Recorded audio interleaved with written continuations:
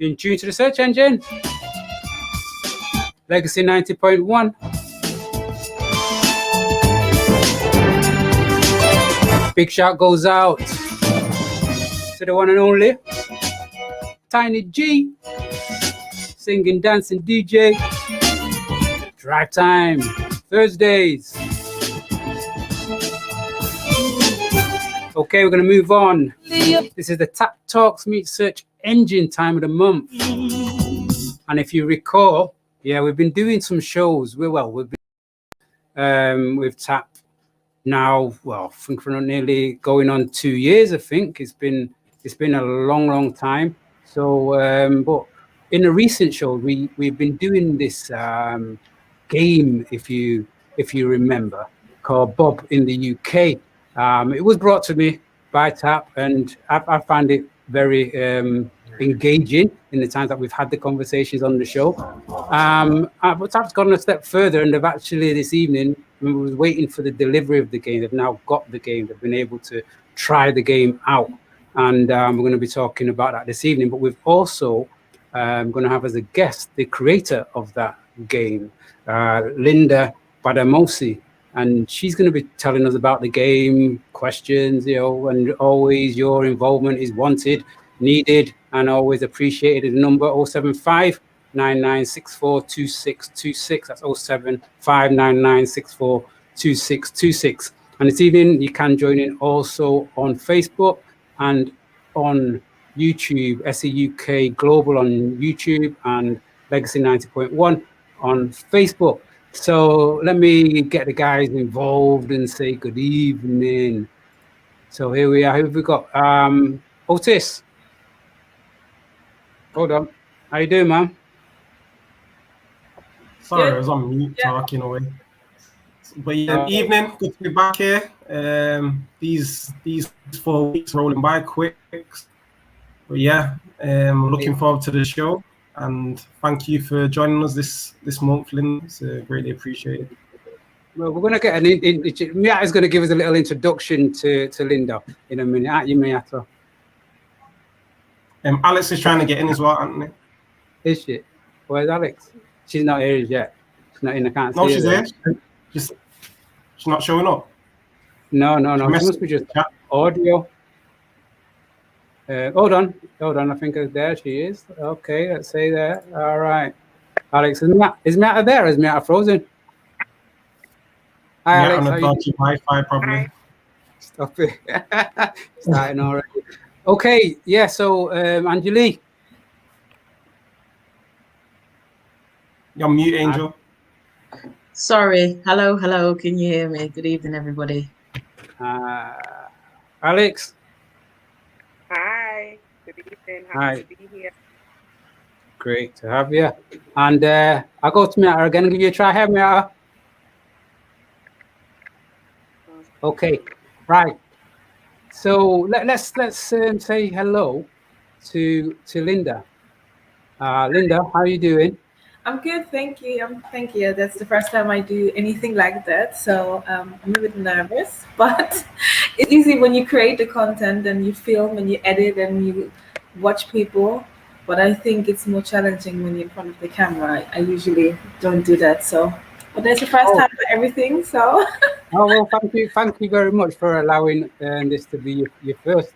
And we hopefully, I mean, these guys they're fine. They well, sometimes, but I think when you look at your game, I don't think you're going to be surprised at some of the comments or questions that might come from T.A.P.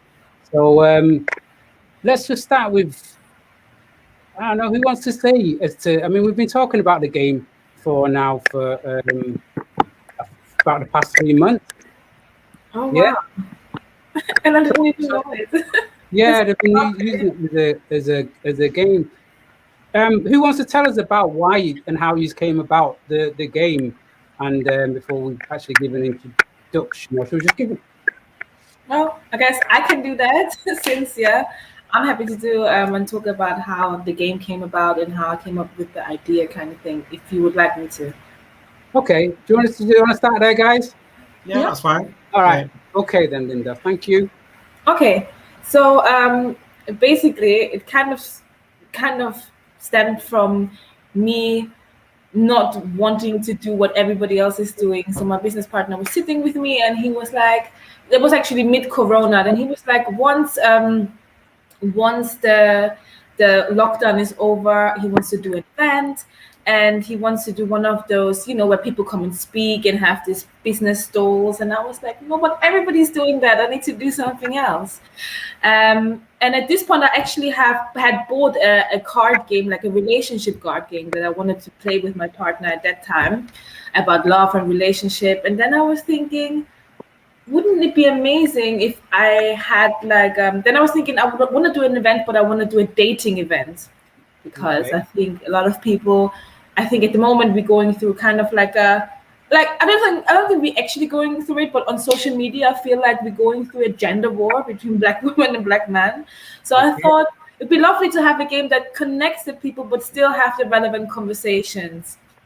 So I thought, card game, speed dating event, and I just put it together, and that's how I kind of came to the idea. Just making something organized, a mess kind of thing. And that's how I was like, okay, let me create a game.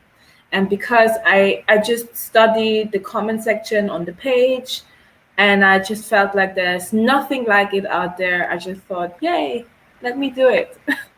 And that's how the game came to life, kind of thing. So and then I just created all the, it's like a step-by-step thing. It's not like a thing that just happens from one day to another. It took me like half a year to get it from idea to product.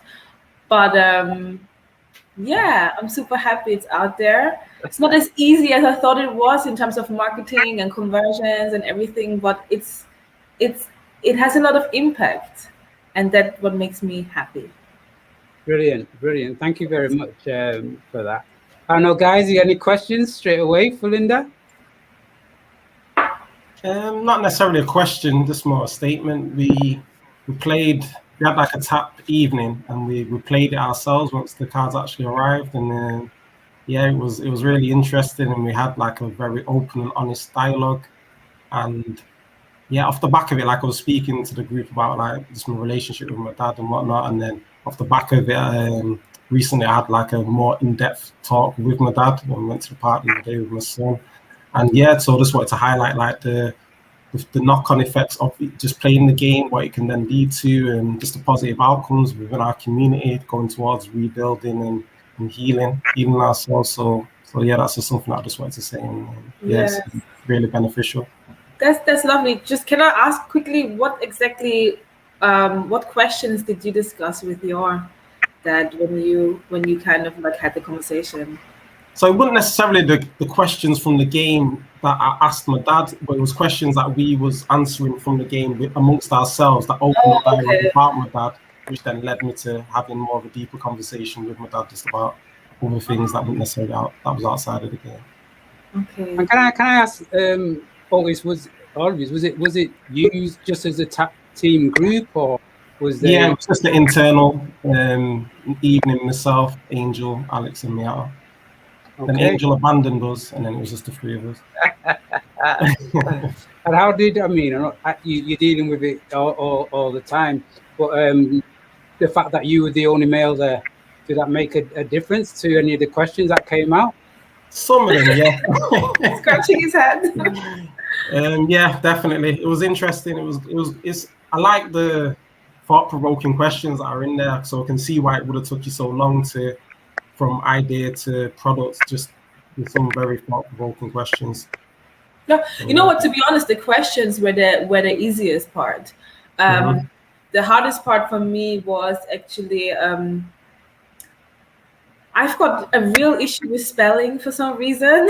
So I had all the questions like in context, but there are 160 questions, and going over it again, and then like, no, not this question. It's like the body, like the actual 160 question was real quick.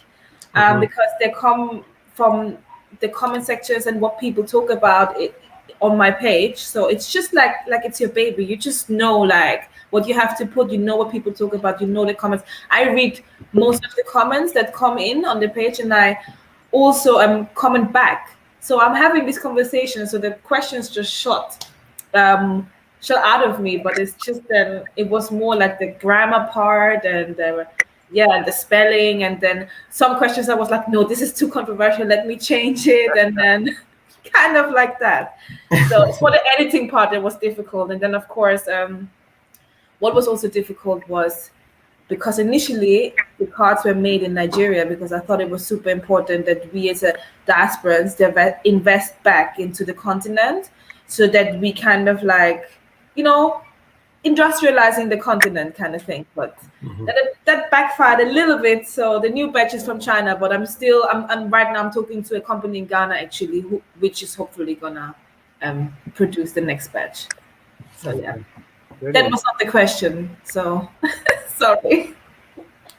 No, it's fine. Yeah. Meatta, can you hear us now? To get there in the end. Listen, have you guys got the game? Who's got the game with them? I think Meatta's got it. Ah, shit. I have it. I have. Actually. Are you as well? Okay, excellent. Because what I was thinking, if you're okay with it, because we have to take a break in a little while. I do obviously want the listeners to have an idea of the possible question. But I was just thinking how we could fill the break online, and I was thinking we could have done that with a question and then come back with that. So we've got like a minute to go. So if somebody want to choose a question, we can start discussing it and see what the listeners can come from that in the break. So do you want us to choose a number from 1 to 160? Yeah. How's it going to work? I don't know. Just pull it out the middle. Oh, just pick one from the pack, the top one. Yeah. Guess that's you then, Linda. Pardon? I guess that's you. Do you want to just select a random card? Oh, okay. All right, then let me do it. I opened one from the Nigerian pack because I got both here. So let me just see. Okay. I don't know which number because this batch was not numbered. It was a journey. How important is it to you to stick to traditional gender roles? Okay, that's the question we're gonna discuss in the break. It's a question enough. We're online, so say that again, please, Linda. How important is it to you in your relationship, of course, to stick to traditional gender roles? How important is it in your relationship to stick to specific gender roles? Like traditional gender roles. So traditional gender roles. So yeah, the number text line 075996422626. You can comment on YouTube and on Facebook. We're going to be discussing this in the break, and we shall be back in a short while. See you in a bit. Feel the vibe on Legacy. We want. Okay, all right then. Who gonna go first with that one then? Just to let you know that Meatta's joined me downstairs now because the internet was playing silly buggers. Hi everyone, I was definitely not going to let. I'm rebuking the demon of low Wi-Fi connection on this particular episode. We're going to get through this. I've been looking forward to it for weeks. Yeah. Hi Linda, hi Otis, hi Alex, hi Anthony. Hi, yeah. So let's give you the talk on this one then first, Meatta. You know how important is it? Sorry, I'm a Mancunian. How important is it to stick in a relationship to stick to traditional gender roles? For me, because I can only speak for myself. I think. I mean, what's traditional gender role? So like a traditional gender role for a woman would be cooking, and maybe for example. For me, it is important. I think I'm traditional. So I feel like those roles will suit me, but they don't suit everyone. If you're just asking for myself, I do feel like they are quite important because I feel a lot of issues arise. Well, do you know what? Actually, this is how I actually feel. I feel like people need to identify their own ideals and ideas for themselves, and just make sure that each person is clear on the role that they're deciding to do, and take accountability when those roles aren't fulfilled within the relationship. There's nothing sexy about telling someone that they haven't done something that they knew they were supposed to do. That just drains of a relationship. Each person should be able to say, right, okay, I agree to doing this in a relationship, and for some reason I couldn't manage to meet those requirements at this time for whatever reason, and just come forth with it. So I think that's kind of the dynamic that I'm thinking is that it will work best for me. Does that make sense? Yeah, especially if it makes sense to you. Yeah. Alex, your answer? Who's next? Hold on a minute. I can. Hold on. Legacy 90.1. Can you hear me? Yes, No, and welcome back. You are in tune to the search engine. It's the T.A.P Talks Meet Search Engine. And we are this evening talking Bob in the UK with our guest, the creator of Bob, Linda Badamosi. Yeah. And we're talking about the game. We just had a question from the game in the break, which was, what is your view in a relationship on traditional gender roles? We just got a response from Meatta, if you were listening. And we're going to go over to somebody else with that same question. If you've got a view on that question, then you can send us a text. You can call as well, 0161 222 5636. And if you have a strong opinion on any of the questions, or you want to ask Linda a question or the T.A.P guys, then give us a call. Just got something to say. Anthony, you mentioned the competition that we're running during the show today. I haven't. Where, you haven't? No. Do you want to let us know? Yeah, so Linda, what we was hoping that you'd be able to do is pick either a number between 1 and 10 during the show, and then Anthony can correlate that with a text messaging or a phone call in, and that person will receive through the post their own personal cards from Bob in the UK. That's a good incentive for people to text and call in. They're incredible cards. Get definitely. text and call in Manchester. Yeah. Did you get that, guys? There is a Bob in the UK game to be up for grabs this evening. We will get a question from Linda during the show, and you can text in. We've got a text that's coming. I'm glued to the radio by this week's show. Magic Topic game. Wow, and that's from Jay. Okay then, Jay, maybe you can get involved in the competition, given you one of the first texts. You may get that game for yourself. Does Linda need to pick a number first? No, actually, I have an answer to the question. I wanted to kind of like also get out a little bit. So I feel like, especially many of us that grew up in Europe kind of thing, you have, as women, we have instilled like a certain level of feminism as well. And I think often, and what's happening is a lot in our community as well, and something that I'm trying to get out of a little bit as a woman as well, is this idea that, you know, you want to be that boss lady that does the business and that has her own money, and which is great. I'm not saying as a woman you shouldn't have your own money. I think you should have your own a level of independency, that even when you have a man, you can go and buy your own bread when you're hungry. Like, you're not like super dependent. Like, being independent, like people these days say, oh, independent woman, and they look down on it now because it has kind of like swapped. But of course you want your own level of independency, that if there's something that you need, that you don't have to ask your man for every penny that you spend.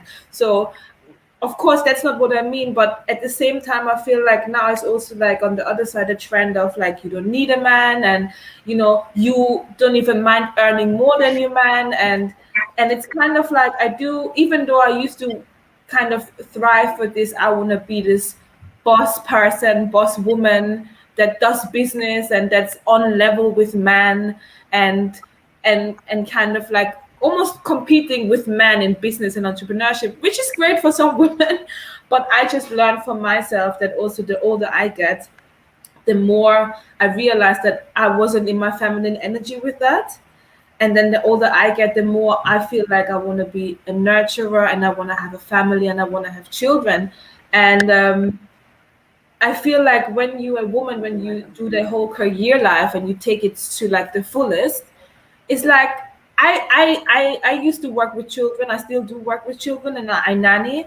And I just see that these women that just do business and they have no time for their children, it's not good.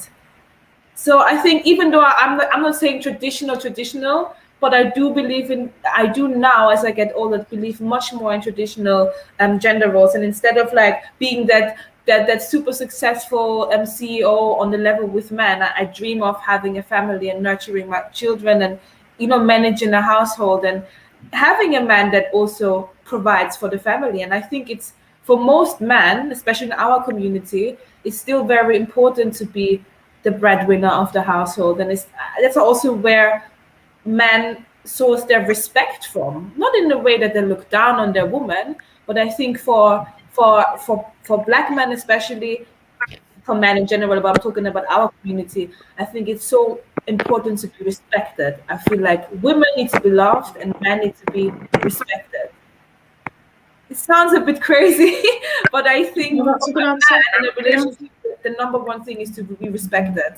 And I think it's a bit difficult if a woman comes there with that boss, you know, beep energy, and the man is just supposed to, you know. I think in that terms where I used to be like, no, women can do, like, I think traditional gender roles, if you want to manage a household successfully and build a powerful legacy, everybody needs to know their place. And in my life, I want to be the feminine energy of that and my man to be the masculine. But if some people want to do it the other way around, that's fine. But I think, especially in African spirituality, what they talk about the most is about female and male energies being balanced. So, I mean, even homosexual people have a female and a male at the end of the day. So you can twist and turn it how you want. But at the end of the day, I feel like I'm super for traditional gender roles. And that means a lot coming from me because I never used to think like that. So I think that's something we need to push more, kind of thing. Excellent. Thanks for that. Can I just quickly ask Linda, and you might have said it and I might have missed it. Where for you said you never used to think like that. Where for you was the change? When did change come for you? Being in a relationship where, I guess, being with a relationship also with a man that had a lot of feminine energy, and me being like, I was a tomboy when I was younger, and I just always was quite a masculine woman, but then being in a quite long relationship with my partner where I feel like almost the gender roles were a bit turned, not in terms of money and things like that, but just generally like male and female energy. And I feel like it didn't work out. And now thinking about having a family, I just realized as a woman, I need well-defined gender roles, and I want to be the woman and I want my man to be the man. So it was personal experience of living that, it doesn't matter who does what, and then realizing that may work for like a relationship when you're young and you don't have any goals, you don't really want to build, you just want to be. But if you really want to build that legacy and if you really want to have a healthy family dynamic, I think it's very important that everybody knows their role and sticks to the natural role. Thanks for that. Alex?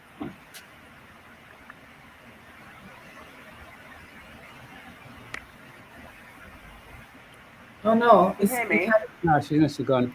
Okay, Angeli. Oh wow. It's so weird because I was actually thinking about this today, and I actually had a conversation about it a few days ago.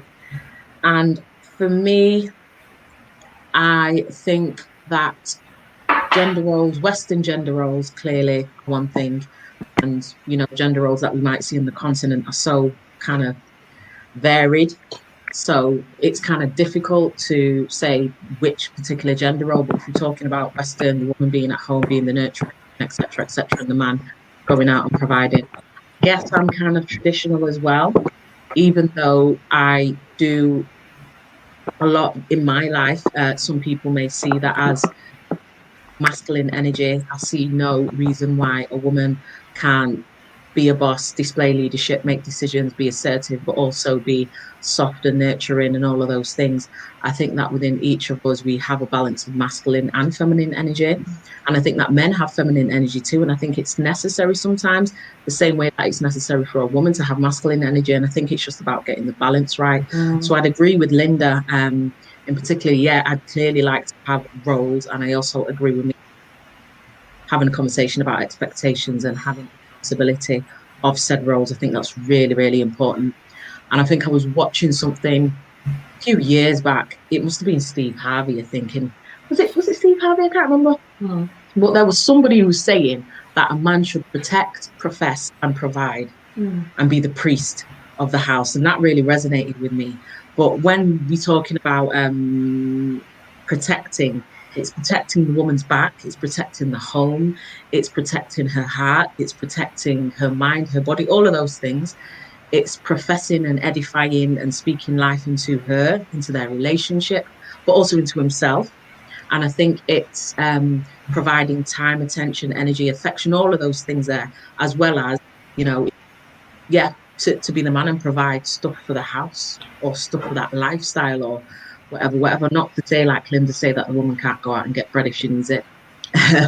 But yeah, I think leadership is a big, big part of it. So it's all well and good him being the man, but if he can't display that leadership for a woman to want to follow him and respect him, then men, you've got a lot to do then, innit? That's a lot. I think in general, generation Kevin Samuels, I think men are rebelling from all that, a lot to do. I think so. And I get it, because that is that thinking, I'm glad I'm a woman that I don't have to do all these things. Yeah. Anthony. I didn't. Yeah, was that okay? That was great. I'm gonna. Did you have your turn, Otis? Did you give your opinion on that question? Don't ask Otis. We don't want to know. Hey. What's the specific question so I can answer it? Traditional gender roles in relationships. Why is it the question of, are they important? How important is it for you? For me personally, it's not like that important. I just think everyone should just create like a bespoke situation based on their own relationship, rather than trying to find models to fit into. You just have those open conversations with the person before you get into anything and see where you align. And because if like the guy's a better cook than the woman, then why should they just stick to that agreement if that's what is normally the tradition? If he's the better cook, then it shouldn't be an issue for him to do the cooking, for example. So yeah, I think you should just be open and just find that balance and see what works for you, rather than just being generic and trying to fit into things that's already out there. So for example, say if there's a rich woman like Oprah, like if we're sticking to these traditions, it'll be like impossible for her to find a man, because she's gonna find it hard to find someone who's richer than her. And that's just using that example, stop screwing your face, Meatta. But yeah, so a bit extreme though. Wait, a bit extreme. She's like one of the richest human beings on the planet. No, not even just a woman. But just give that as a case example, innit? Obviously, there's loads of women that will have more money than men, and that if that was being successful relationships, exactly. You know, I don't know. People basically talking about at the moment that's usually not so much the case when the woman really over earns her man. Apparently, that is always kind of an issue. I don't know. I would find it hard, if that's where the respect comes in, I guess, unfortunately. I don't know. I guess it's also what else he's providing, I think. If it's just about, I think that the respect can be garnered from what he's providing in terms of monetary, but also what he's providing for the relationship. And if you're living together and you've got a family, what he's providing for the home. I think that respect can be created through that as well. Really and truly in 2021, you know, Black women in the UK, I'm not too sure about Europe, are probably the most educated demographic, definitely in America. So if that's the case, then how does it bode for relationships going forward? Because there's going to be super educated Black women who are making more money than their male counterparts, and then how is that going to work? So I think that it has to be, like Otis said, a bespoke conversation and a balance that struck where. What do you think of this proverb that I heard today? It's women show their loyalty to a man when he has nothing, and a man shows us his loyalty to a woman when he has everything. That is very true. Look at all the celebrities at the minute. Makes a lot of sense. Say that again. Say that again, Meatta. It is a woman shows her loyalty when a man has nothing, and a man shows his loyalty when he has everything. Wow, that makes a lot of sense. Yeah, so obviously this high value man, Kevin Samuels atmosphere that we're in at the moment. It's saying like those types of men who have, you know, earning the top amount of money, they have so many options, and there are limited few of them, but the majority of women are trying to attain them, and so they're not they're not attainable, and two, they're going to be in a position where they may not have to, well, they don't have to stick to any kind of like gender specific roles in terms of like, not even gender roles, but traditional relationship ideals of monogamy, and that type of thing. But yeah, I like that proverb. That proverb was making me think all day. No, that's true. That's very true. We're in that position also. The possibility is that given that the guy is rich or whatever, then the woman's probably not needing to stick to gender roles either. No, she'd be ordering her food in each evening, going out for meals and stuff. Yeah. The nanny looks after the children. Wow. Is that really? I don't know. I've been nannying for most of my life, and I don't think that's the way forward at all. It shows on the children as well. But each to their own, and yeah. Next question. And I guess also with the questions, this is exactly what you mentioned before. We all have to tailor make our own relationships, and that is also one reason why I created the cards, because I was like, we are also different. You just have to find somebody. You have to find your tribe. You have to find the person that matches your mind, and then you go. Even if the man wants to be cooking and cleaning, and the woman wants to be the CEO, wants to be Oprah. If it works for you, you'll find out through the cards. Of course. So what you saying? I've got a couple of texts that have come in here. One's from Camilla. It says, on a spiritual, emotional level, I'm all for traditional gender roles. I love that. Yeah, but then we've got to understand what the spiritual, emotional level is. Or do we? Are we taking that for that everybody knows what that spiritual level is? I think everybody's got their own understanding and perspective of that particularly spiritual level. I think. Is it like yin? I understand it to be like complementary opposites. On a spiritual level, it's yin and yang, isn't it? Like for a relationship, you have to have one and the other. Twin flame kind of thing. Yeah, it's like the man thinks, the woman feels.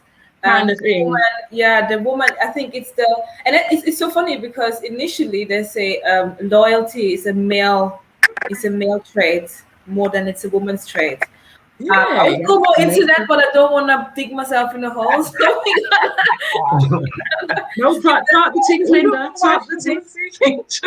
No, not for today.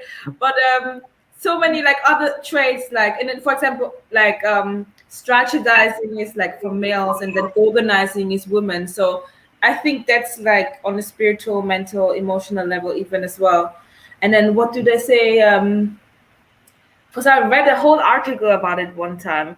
I think the man gives and the woman receives. And women surrender and the man have the stability to surrender too.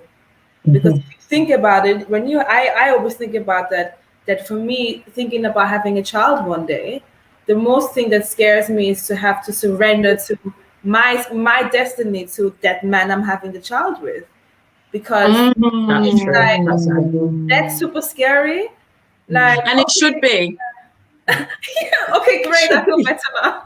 It should be scary because, like, if that was how it was communicated before you had children, I think we'd be doing a lot more introspective and quality, like, conversations with the potential person. Do you know what I mean? Because it is scary. Because I've never heard it phrased like that. Surrendering my destiny to the person that I have children with.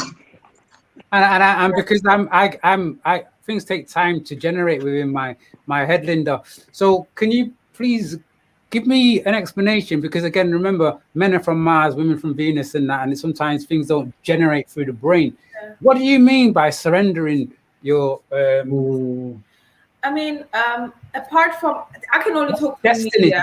Destiny, the word.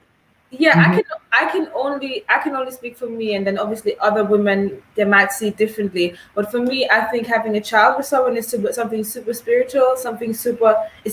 That's marriage, really. That's spiritual marriage. You can go and sign a contract. You can go and sign 10 contracts, but the real marriage between two souls is having a child. I know myself as a woman, and I know that. Really, as a woman, that when I think about having a child by a man, then I think of, okay, I will always be connected to you. Also, and it shows as well, I'm the vulnerable one in the situation because I'm the more emotional one. I'm the one that's so connected to the child, like literally me and the child will die if it comes hard, like, you know.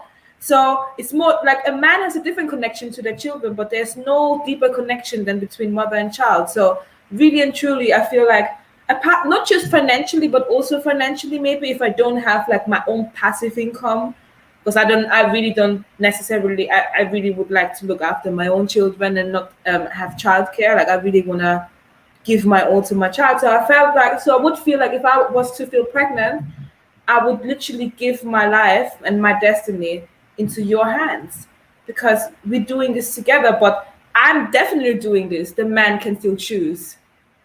Again, this comes to, I think that this is something that was brought up before in the sense of traditional and where you're coming from. I think it was Angeli who mentioned it, and she talks about it, talking African traditional or Western traditional, because again, we're talking about this village raising the child that always kind of like comes up.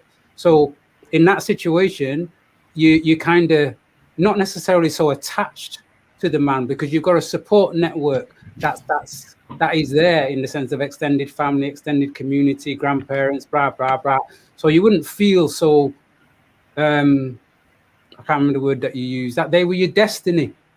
No, because also I feel like also working with families and the way my mindset is like when I decide to have a child with a man, that's me and that man that created that human being. This is the person I want to raise that human being with. Okay, people can help. You can stay with the grandmother there and then, but we are the prime. We created this child, and we should raise it together in an ideal world. So it's not about my mom and his mom and that auntie and that. Like I want to do this with my partner, and the child's prime need is their parent. So I feel like for me, if I think about me having a child, I will think about surrendering myself to the level of my partner's stability in life as well. But then, okay, let me be a bit more. Let me be a bit morbid here. God forbid something happens to you. Something happens to your partner. Yeah, and you haven't got that network around you that knows that child, that understands that child, that loves that child. Yeah. because again, the question with Camilla was about spirituality, and for me, going on a level of spirituality, a big part of that is detachment.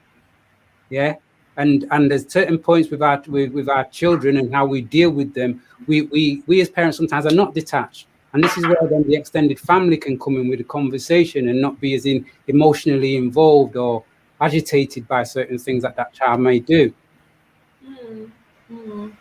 There's a great book on the relationships and dynamics of the extended family. It's called Kindezi, Kindezi, and it talks about the relationships between the child, parent, the role of the siblings, aunties, and grandparents. It's really important. But I don't feel like Linda was saying that those connections aren't important. I think she was just saying the primary connection is through the parents. Like children identify themselves through parent because their ability to conceptualize the world is so small. It's literally just mom and dad, and then when they get a little bit older, they start to expand into grandparents and aunties, and then community and friends, and then celebrities and other influences in their lives or whatever.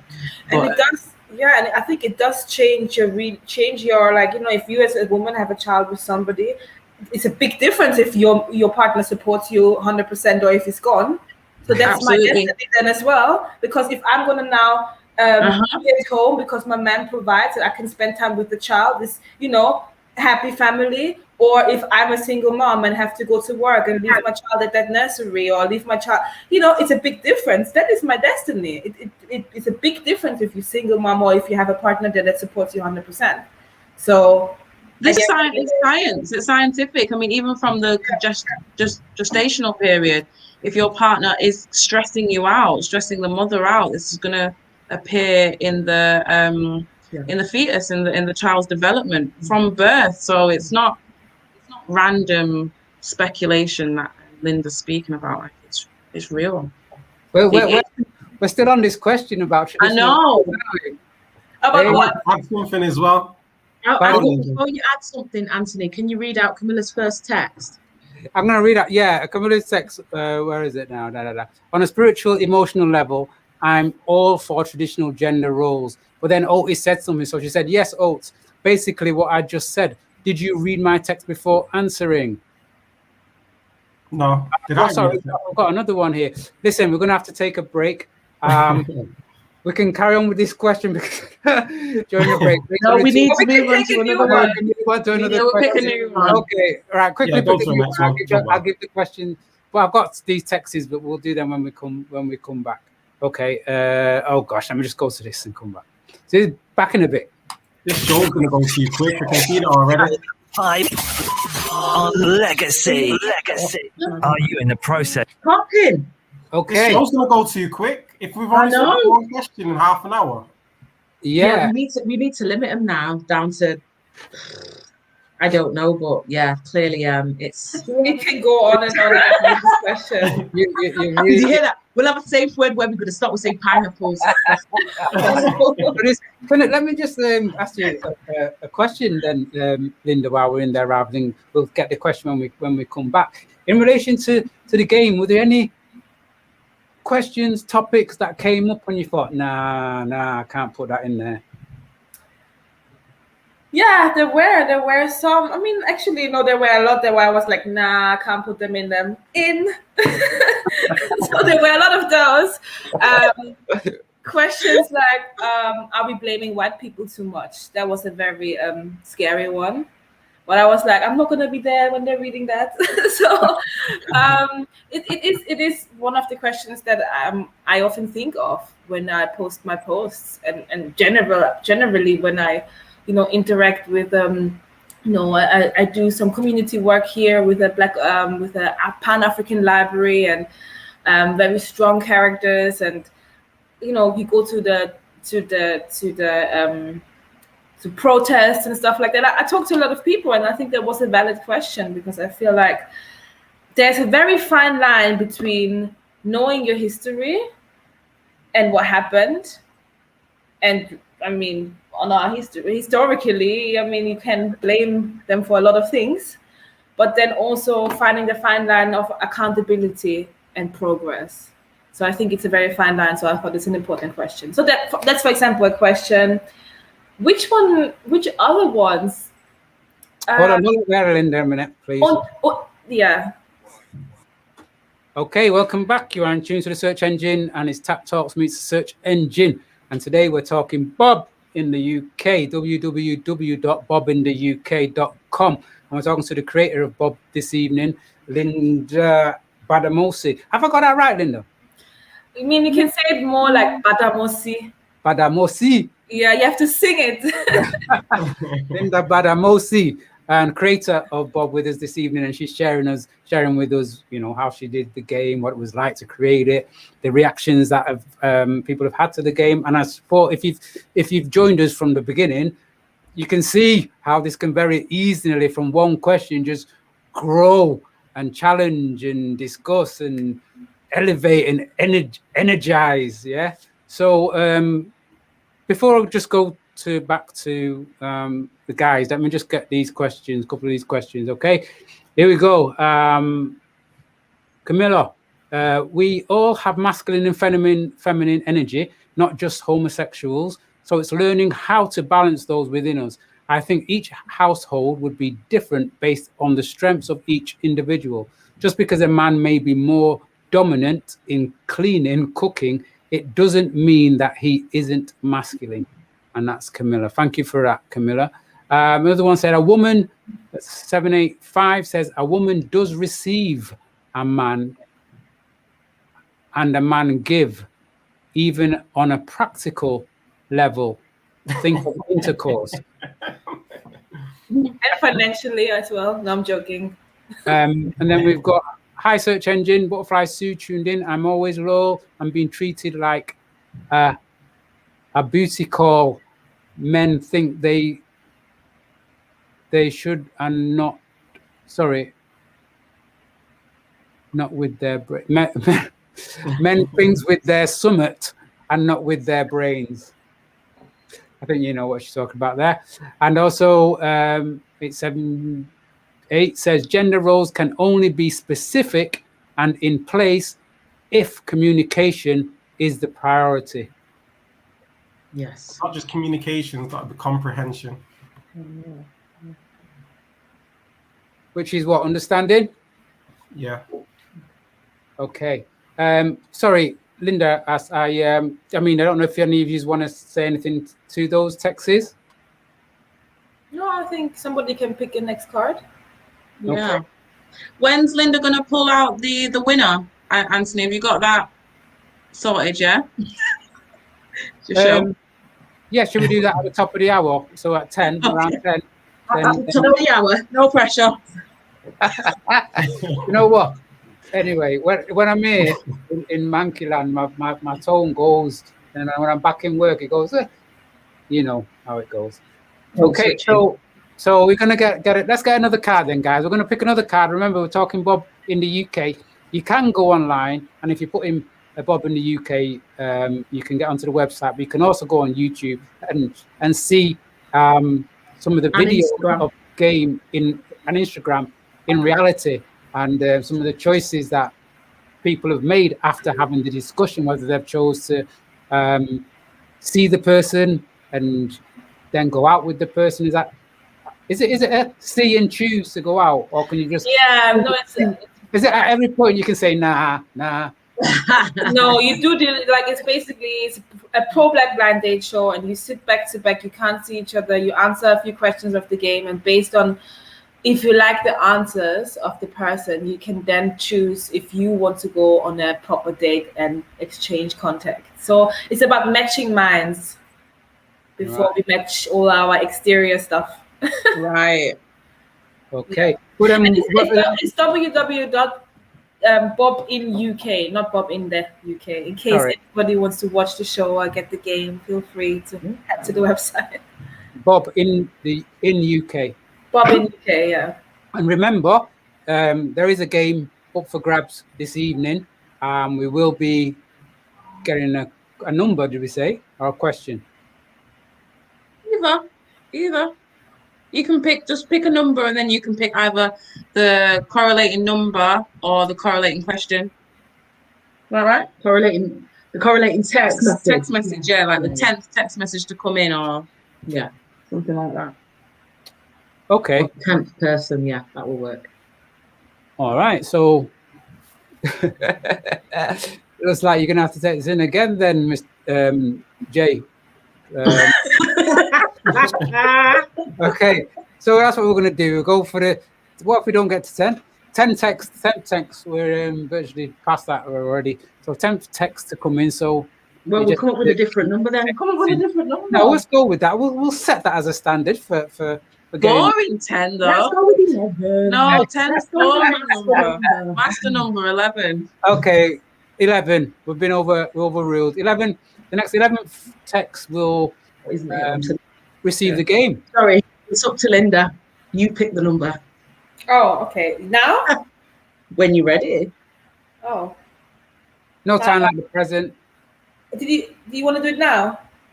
Yeah, just pick the number. Okay, my favorite number is 3, so I'll do 3. 3. So that means somebody's won already. Oh, we're doing it from now. Do it from now. Third text from now. That comes in will win BOBINUK. Okay, and like I said, you can go online and you can see how it works. I mean, say that again. So I said 3 too early then. Okay. But I asked, because I asked when should I do it? You said now. Yeah, there was no reason why you would get any sense from how we just presented that, Lindy. You did fine. You did fine. I'm so sorry. No problem. So no, we'll do that from 10. From 10, third one after 10. That comes in. We'll so change 13. it. Change it. Hey, 14, the number of change. Yeah, no. So we have to compromise now and go with 12. Yeah. No, we're not. 3 after 10. Okay. After 10, third text. 13. Oh, right. Okay. Stop it now. Right. Okay. Are we going to take another question? Yeah. Can we have another one, please, Linda? Can you stop us? Oh, I should. Okay. Pick a card, any card.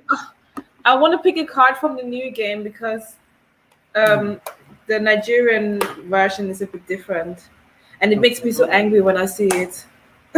So when you've got these different versions, have you spoke with these people from these countries and found out specific things that are specific to their kind of?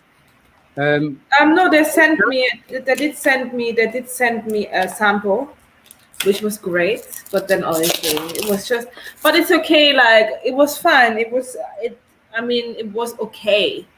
It's just wasn't the. Yeah, I don't want to trash it too much. I just Ghana is my next goal. I'll try Ghana next time. Okay. All right, ready for the questions, guys? I'm sorry, I should have. Perhaps it's okay. It's good that you open up a brand new pack for energies. Actually, it's not good that I open another one. Okay.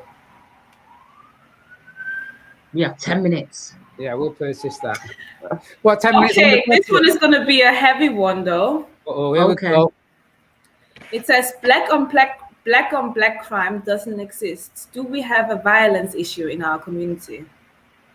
Black on black crime doesn't exist, but we do have an issue in our community. Yeah, because people obviously they don't like the term black on black crime because everybody. Because it's an oxymoron. It doesn't. It makes no sense. Yeah.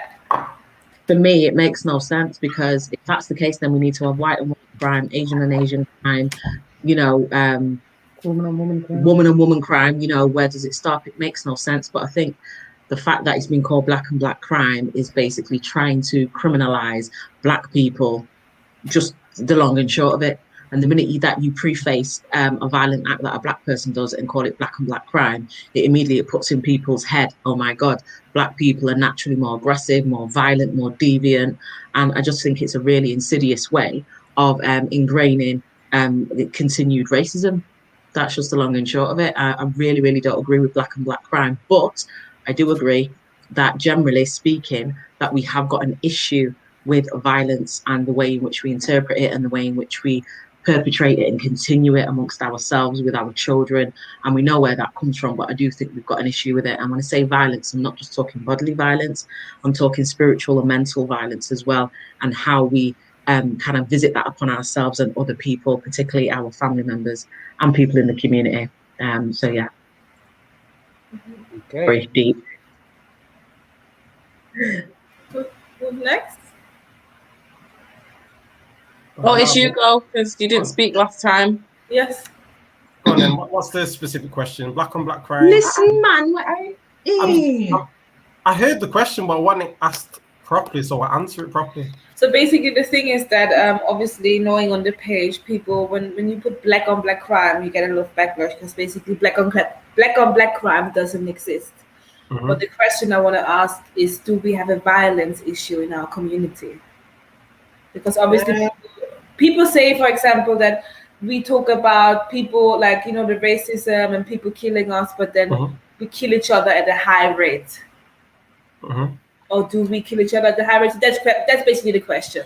We do have an issue, but I think every community has an issue, so it shouldn't be a case where it's just our community that gets highlighted. I do think it's something that we do need to address internally and come up with better strategies and coping mechanisms on how to tackle these issues. And I do feel there are organizations out there that are trying to implement these things. So I guess it's just a case of us putting these things in place and actually, you know, testing the models and seeing how we're checking the data and see what's working and keep pushing towards those things that do work. But yeah, I don't subscribe to the black on black narrative, but I understand why people use it. Can I say something as well, just on the back of that, Otis? I was on Instagram today and I saw a post pop up, and there was a guy speaking to another guy. It was BOBINUK, Instagram, and he was basically saying that the underbelly of black culture is now dominant black culture, and that's what a lot of black people, particularly young black people, are ascribing to and trying to get to, which is the underbelly in every culture. Every ethnicity has an underbelly, you know, has some, and basically that the underbelly of black culture has become dominant. And when you check it, the vast majority of black people don't flex like that, but it's that small amount, that small minority, I hate to use that word, that is kind of like become dominant when it comes to black culture, and everybody's trying to, you know, and that's not what it is. And I think it's that as well. It's a good point. Yeah, it's a really, really that's been perpetuated to make it look like that. But why though? Why is it being perpetuated? Because it suits their agenda, innit? It suits the agenda, it makes money, and it keeps us down. And I'm sure there's more things that you could put in there, but those are the three main points for me. And that was a really, really cool post. So thank you for putting that up, Linda. Yeah, well, thank you also for Sarah Garvey and the podcast. I just find it, cut it and caption it and post it. But yeah, no, actually, that's my answer to it as well. I mean, it is being glamorized in the music. The underbelly has become like it's a misconception of the black culture that is just we hood and we do these things, and we, you know, women being over sexualized, even men being over sexualized. I think black men are being very over sexualized. I think that also leads to many other things, which is a whole nother topic. But yeah, I think also the people being over sexualized, decriminalized, and it's just, instead of like every other culture that keeps that down and tries to hide it, we just like making a thing out of it, like the N-word, like it's actually something that you wanted to get rid of after, but we just think like, yay, let's own it. Which I get it, and I don't get it. I don't get it more than I get it though.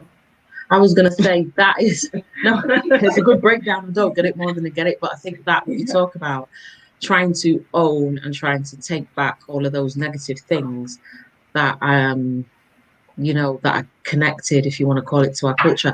That's a classic trauma response. You know, if you I'm not a psychologist, but I've studied it. I'm not a psychiatrist, but I'm into all of those things there. And that is a classic trauma response. What we do is try and deny there's an issue and then pull to us as a form of transference or displacement the thing that is a problem, and then project it out onto other people. It's super, super deep, us as a people, the way in which we are living as a group, you know. So all I'm saying is that's trauma. Well, that's right in links with a text that's coming. 785 says, we have a trauma issue in our community, which has led to anger leaking out everywhere. Which also brings me, are we going to continue reading? Are there more questions? Yeah. And just Jay, who was the first caller, he says he's busy at the moment, so he may not get the prize, but he'll enjoy dipping in and out of the conversation. We'll catch the show on catch up. So yeah. Yeah, which brings me also to another topic, which is a question in the card game, and I think it's always a topic I address on the page, and people shock me with the answers sometimes. But is it okay to hit your children? Ooh. Not when you know better. That's a good answer, Anthony. Not when Anthony said not when you know better. Yeah, because my thing with that is that if you have the ability to show patience and tap in and use all of your tools of restraint with all of the people that upset you in your day-to-day, that's the taxi driver, the bus driver, the council person, all the people that you interact with every day, your work colleague, whatever, you don't hit them. They annoy you, frustrate you, and test you, but you don't resort to that. And if you're able to do that with those people, why can't you tap into and pull your methods of restraint with the children that are the people that are the most important part of your family, your children? Well, that's kind of how what clicked for me.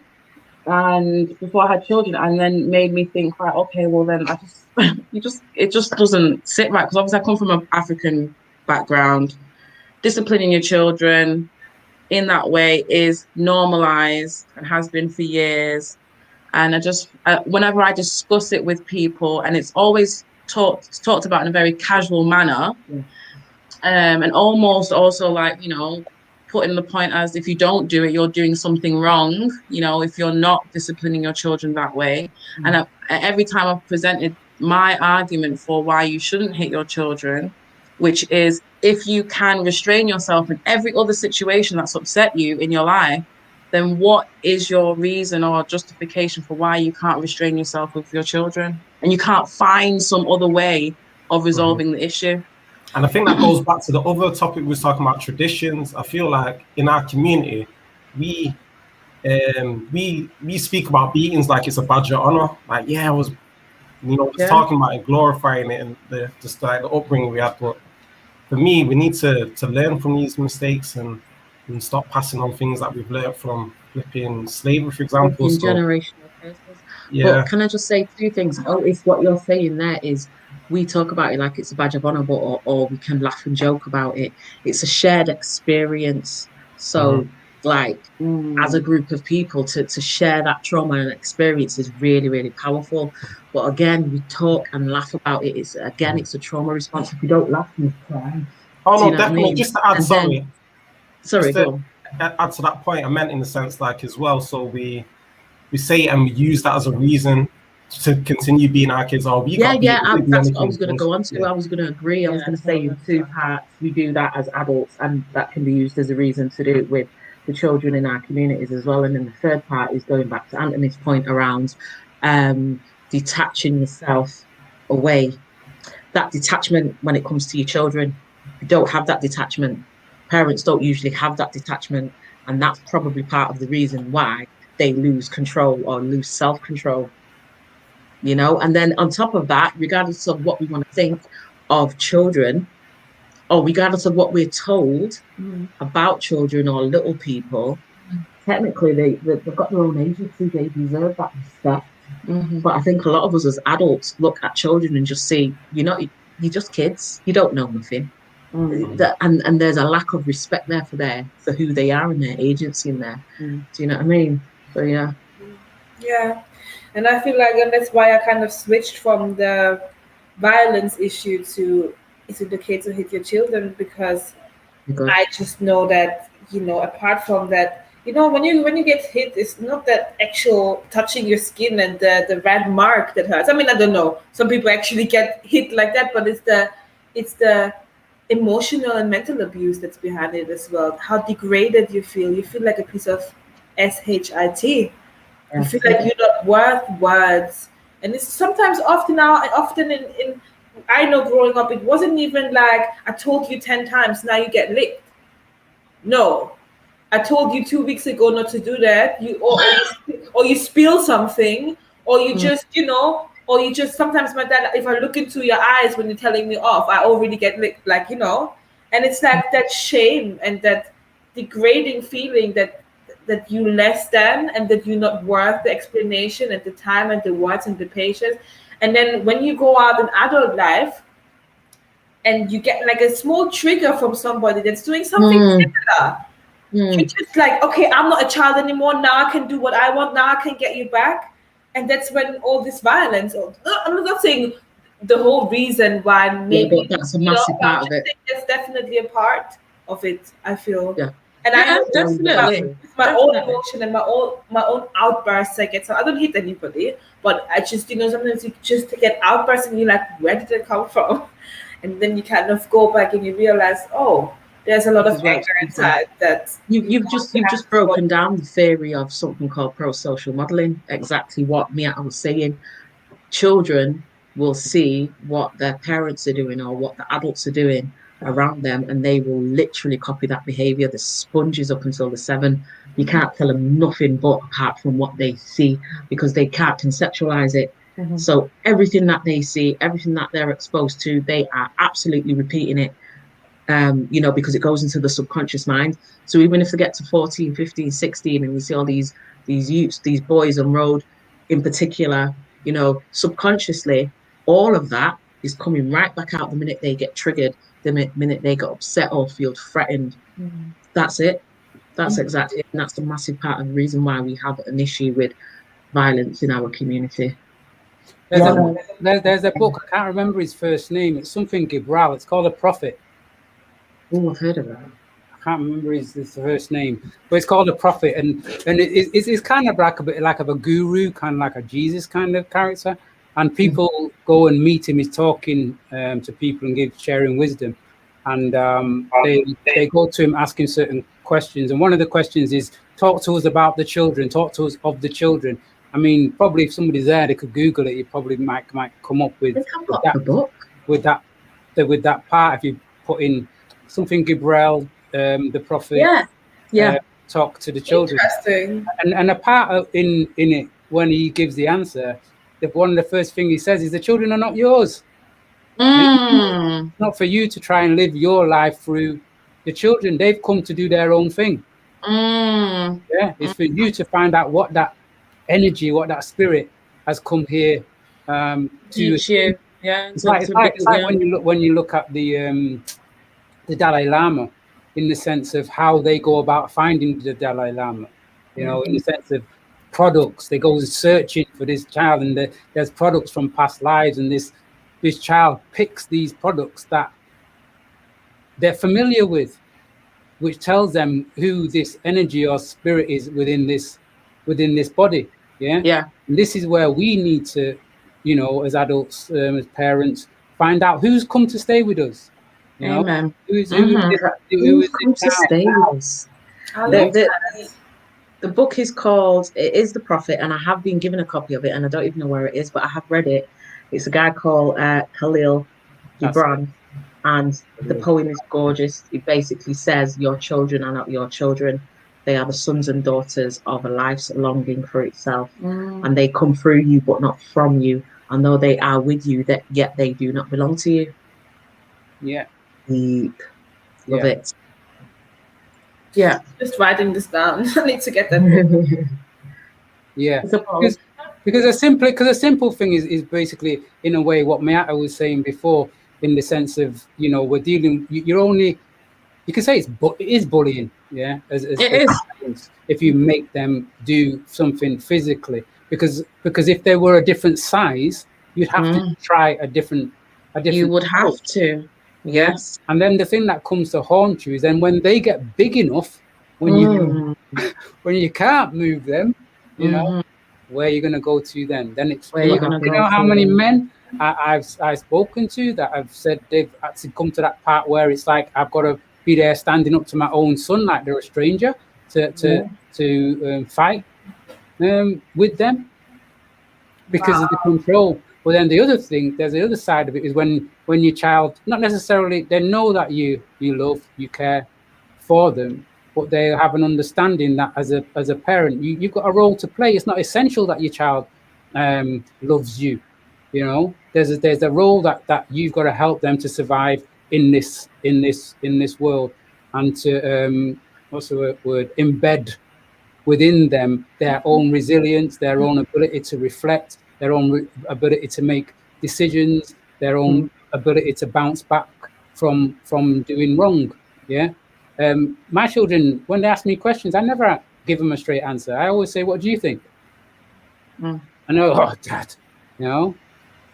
But yeah. Before we go on to the next question, I think we should go on to the next question now, but I just want to implore anyone who is like listening in, who feels maybe triggered by what we've spoken about, to understand that, you know, there is always a time where you can draw a line and you can change the way that you felt or the things that you've seen and the way that you've been raised to a point.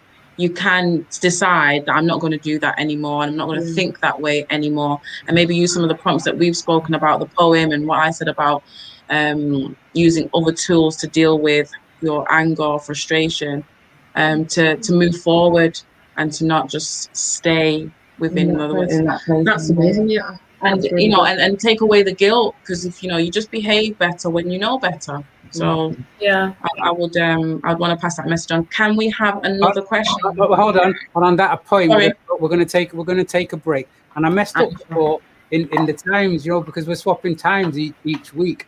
So this show actually ends at 10. So we're going to go for, when we come back after the break, third text will be the person who wins the game. Okay? And we'll be right back. We'll carry on this discussion through the break. And then, so if you want to stay with us online, we are on Facebook and we are on YouTube, SEUK Global on Facebook, and Legacy 90.1 on Facebook. We'll be right back. Feel the vibe on Legacy. So, can you hear me? Yeah.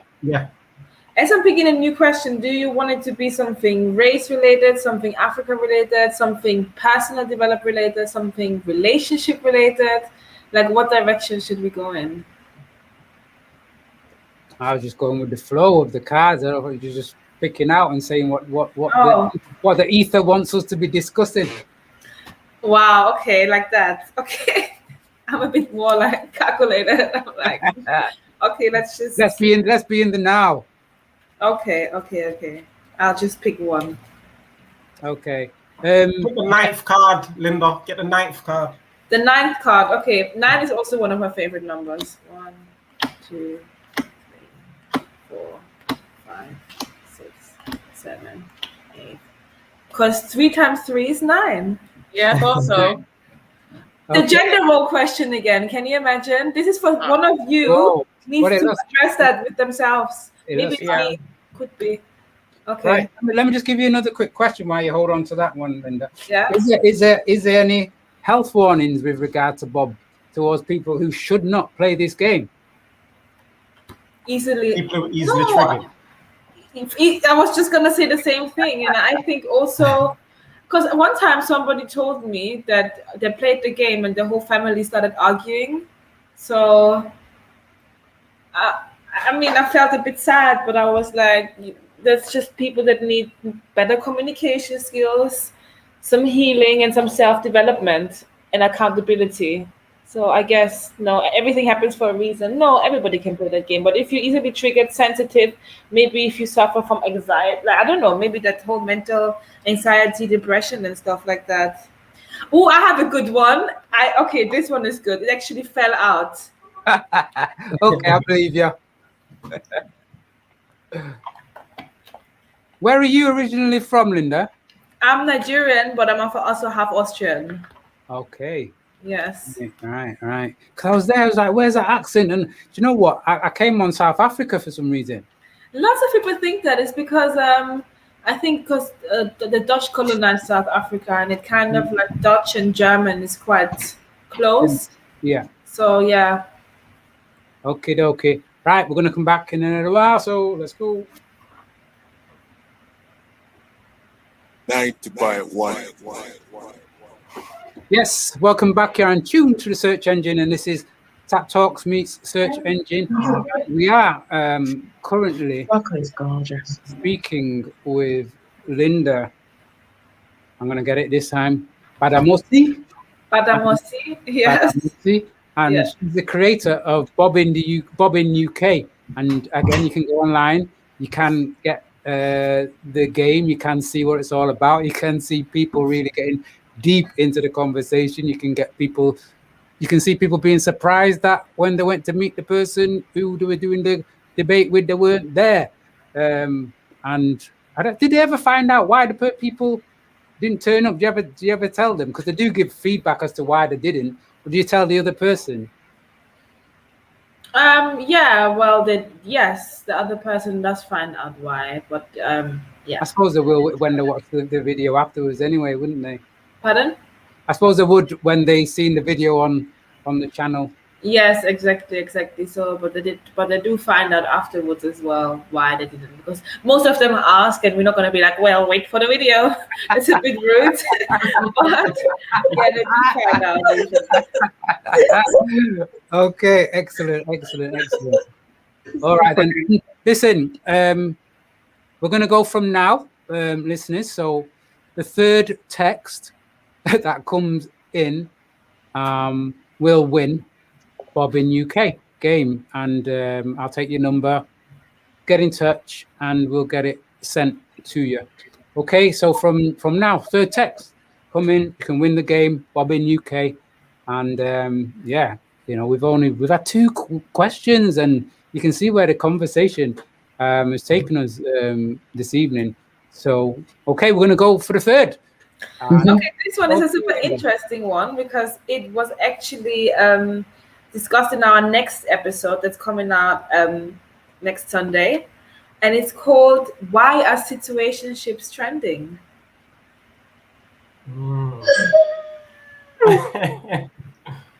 Situationships. Yes. Yeah. When you say trending, do you mean online or trending in real life? Trending in real life. Why so many of us are in these half ASS relationships, half in, half out, complicated. It's complicated. You take the goodies, but you don't actually do the work. Kind of no communication. I don't care about you, and you act like you don't care about me. Kind of situationships. Why do you guys think why? I would say, well, there's quite a few different variables. So firstly, I think just like in the Western society, they try to pigeonhole everyone in this one model that one man, one woman get together, married, that's it. But with divorce rates so high, that alone tells you that it's not working. And I feel people are searching for other models for themselves rather than necessarily having to make that commitment. So if they've been in a relationship before and it's not worked, people are a bit hesitant to jump back into another one based on their own feelings, getting hurt or whatever. So I think that it's just a journey of self-discovery that you require someone else to take that journey with you rather than making that commitment straight away. You're still kind of finding yourselves and finding your way. And I feel it's probably more of a way, it's probably more working for a lot of people than more the relationships, because I feel with the divorce rate so high, it's obviously not working. So people are just trying to find their own bespoke situations. And I just feel it's dumb to think that everyone should have the same way of living. Like, how can that work for everyone? It just don't make sense to me. Everyone find your way that works for you. Find a partner that agrees with that method, and then work your way. Like just build and grow, and learn how to make it work for you, and don't necessarily be stuck and fixated in that one model. Grow together, and then see what's working and evolve it and grow. And yeah, that's just my take on it. So in terms of nation building, how does situationships work? In regards to nation building, if you can have an agreement to be both parents, if that works for you and you're not necessarily together, then whatever works for you in it. But is it working with a man and a woman being together and having children and then breaking up? Is that benefiting nation building? I just feel do whatever works for you, whatever's best for your children, and try and find the best way. Okay.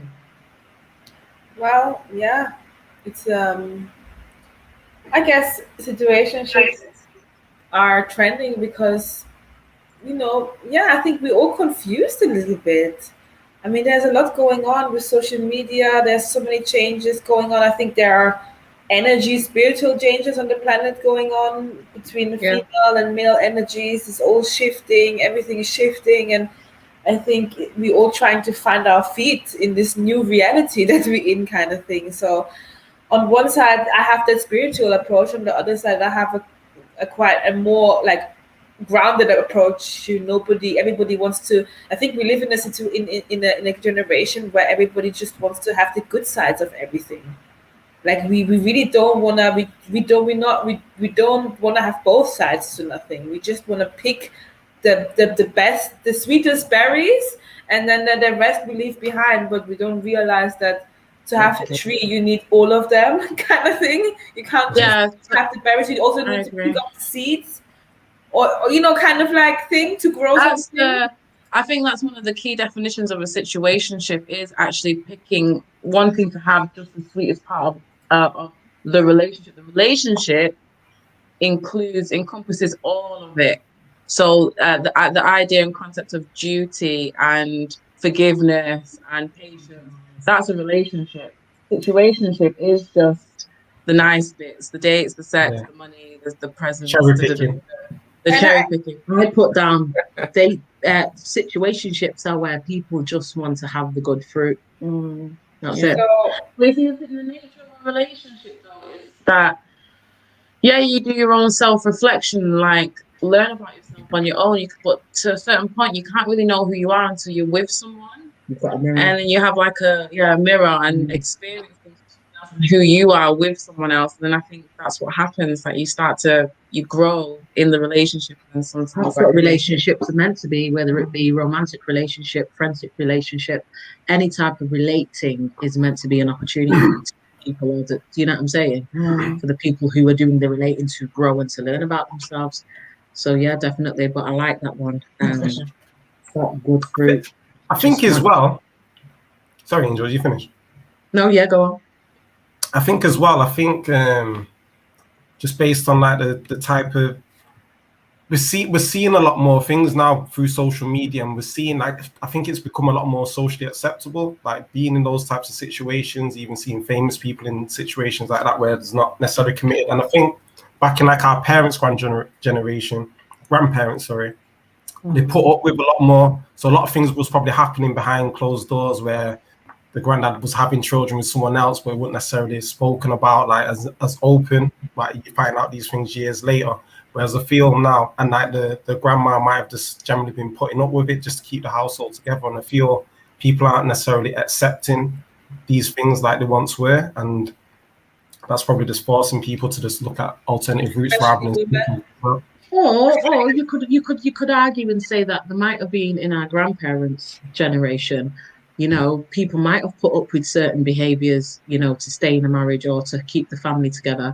But I also think that there was like more ideals, if that makes sense. So going back to Meatta's point about your compromise and you sacrifice and you're sitting down and you're talking about it and you're working through it, not just picking up the good fruit, but recognizing that some days it's going to be hard and ugly and you've got to relate to each other and just deal with that person even if you can't stand him.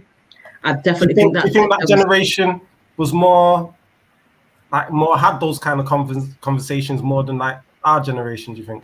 We don't know, but I think it would be remiss of us to try and take it away from them and say that they didn't.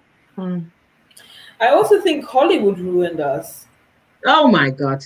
It's this romantic idea that you find this woman that's perfect and this man that that you know, I don't know how you say that man that saves you from your single life with your parents. Like, you know, it's just like this romantic idea of love, and I think love is not that romantic. No. It's quite, you know, it's quite difficult sometimes, and also sometimes we have to realize that love is pain. And then sometimes when you're in situationships, you don't really want to open your heart, because when you open your heart, you can't choose to just have the love and not the pain. You open your heart for both. You open your heart, you're vulnerable. And only through that vulnerability you can experience that love, but that same vulnerability will break your heart. So I think people want, like, they open their heart half, so they don't really experience the love, and they don't really gain the tools to what it takes to actually follow it through.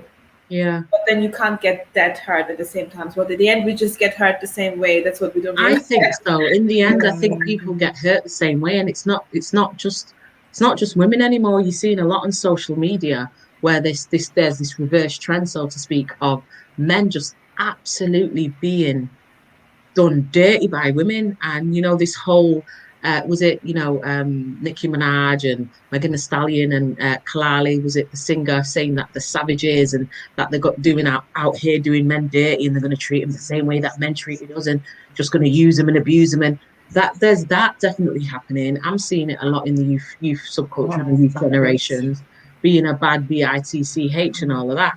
Men are suffering out here, and it goes back to the point you were making, Linda. And I think ultimately, regardless of whether or not people are saying I'm in a situationship, you know, there's no rules, I ain't pinned down to nobody, I ain't committed to nobody, hearts are still getting involved, emotions are still getting hurt, people are still absolutely going through pain, and then going into the next relationship saying, I want to try this different, but going into it jaded and scarred and hurt and both cautious, and it goes back to trauma. So yeah. I don't think our situationships are going to be, then I just don't see them connecting at all. They can't, because it's all those characteristics that we talked about that build nations and build families. So I don't know. Are we trying to build a nation anymore? Wow. That's a rabbit hole. I don't know. What was that? We missed that one. Was that you said people are not trying to build nations now? Yeah, I said, are we trying to build a nation anymore? So, and I said, wow, that's a rabbit hole. Definition. Are people even on the same page as what trying to build a nation is? You tell us, Otis, guy, yeah, you should know. Yeah, I've got my own interpretation, but might not be. Not everyone even wants to repatriate, so we're not even on the same page with that. So, well, that's what I'm saying. So, like, no, but does everybody need to repatriate? I think I was having a discussion with somebody saying that. But this is in reference to what you're saying about nation building. So you're talking about true. And I'm taking it further, and I'm saying, just in terms of, we seem to think that as a culture, as a community, that we're going to get this great reckoning, we're going to be saved once everybody's on the same page, once everybody decides we're doing this, or we believe this, so we have this perspective, we're going to repatriate. No, find your tribe and do what works for you and crack on, and recognize that everybody's going to believe and buy into what you believe, because we're all human out here first and foremost. Not everyone's supposed to go back in it, like Garvey said in it. He wouldn't take everyone back to Africa if he could. Okay. Go on, Linda. Oh, that was it. No, that leads me to another question. What you said at the end of the day, we're all humans. One love or Black Power? One love or Black Power? Yeah, because obviously there's this one narrative of like we're all humans, human race, we're all together, like white and black, yellow. I mean, not saying nobody's yellow, but you know what I mean. Yeah. Brown, green, you know, we all one, we're all humans, the human race, and then there's the Black Power one. Like, no, it's Professor about us here, you know, Professor X or Magneto. Basically. I'm Magneto. Magneto. Yeah. One love or Black Power. On the situationship, if I've got it right, yeah, I mean, you got to remember I'm a bit older than you guys here. Again, I think it comes down again back to the self, yeah. and whether how much you are comfortable, how much you love yourself, how much you know yourself. And we're all at that point where we're through life, you know, we go through school, or some people call it fooling, whatever, and then you come out of there thinking that you know yourself, and you come and find out that you don't know yourself. So you're constantly going through life, going through different experiences. I mean, an example is, say the goal was to be at 12 o'clock. We meet people who's at 12:15, 12:45, 12:30. And then once somebody gets to 12, or, you know, when we're at those different points, and then we meet, so 12:15 meet somebody who's a 1:45. Yeah. So the 1:15 is trying to pull to 12. Yeah, but they're trying to pull the 1:45 to where they are. Yeah. And then we realize there is no clock. Yeah. Or if you get to if you get to somewhere, because it's a constant learning, it's a constant growth. But if you get to a place where you're comfortable, confident, and things are working for you, you've got to stay there. And that person's got to find their own way to there. Well, you've got people who will say, well, I'll change that person. I can, we know people in relationships that are in, saying they know that, say, whether it's a man or a woman, they've got a certain type of reputation, but they feel I can change that. I'm the one, I have the tools, and then because I think people see like there's a virtue in understanding someone at where they're at. So the 12 o'clock analogy, there's a virtue in, he doesn't communicate the way that I communicate, but but he's explained it, so I understand where he's coming from. When really, like, to have a relationship, you need to find your complement, someone who does the things that you like the way you like. Languages. Yeah, love language, basically, yeah. But there's like a virtue or some sort of like character award for understanding the other person and being like, not justifying, but understanding where that person's at and why their potential and their development. So you feel like, I'm a good person because I understand why he's not this way or why she's not this way yet. And then that space in between how they are and where you want them to be is where all of the pain and the break of the relationship comes. Well, old people used to say, "Come see and come live with." Yeah, two totally different things. Yeah. What does that mean? Come see and come. We go and visit somebody every single day, for 360 days of the year, and you think, oh yeah, that's my best friend, I know them, and then they could live with you for a month, and you're like, wow. I've never lived with somebody before. Have you lived with your partners before? Yeah. Oh yeah. All of you? Yeah. I can't even imagine that. No joke. So what have you been up to then? Can I ask how old you are? I've just been I've been just like I've had a partner. We spend a lot of time, but we don't live together. We visit each other 3, 4. Sometimes I would stay there for 2 weeks, but then I go home and I have tears in my eyes when I open my door because I'm happy. Okay. Right. So you've lived with him for 2 weeks. So you've got an idea of what it would be like if you lived with him for a month or a year. I just need my space. Okay. So even if I always thought, even if I do move together with my partner one day, we both have our own rooms and our own beds. What about children? When you have children, will you live together? Yeah, of course, but we have our own rooms and our own beds. Okay. Wow. Yeah. I think space is so important in a relationship. I don't know. There would definitely be some black on black crime in there if I live with my partner like that. I think it's important.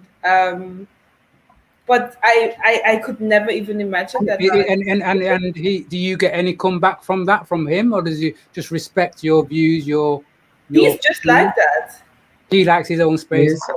Yes. He was like, yes, we need our own, and we need our toilets. Like, what? I cannot just, like, that part is another thing. I'm like, yeah, I don't know. That's good. What's your views on that, ladies? I can see loads of like positives from that. I think the little bit of space, separation, not not like boring each other. That's what happens when you're with someone all the time. You get bored and like expressing every mundane thought and process of the day with that person. Like, speak to them when you've got something interesting to say. Otherwise, shut up. Oh, shut up. Yeah. Oh, yeah. Sorry. Yeah.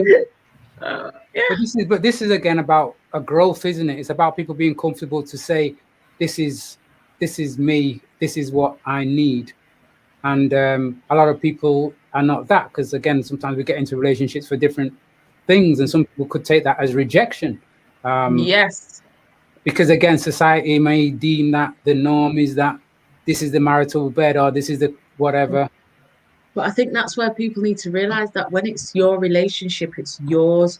It's you two people relating to each other in your own little world, if that makes sense. Going back to Otis's point, you decide how it's going to run. And yeah, you may get external influences and external forces and people and friend carry go bring come on you and you're in your bit, all of those things there. But ultimately, it's down to the two people who come home at night, whatever, or wake up in the morning and have to look at each other. And just like be a bit realistic. I love the phrase, are you your type's type, in terms of like rejection?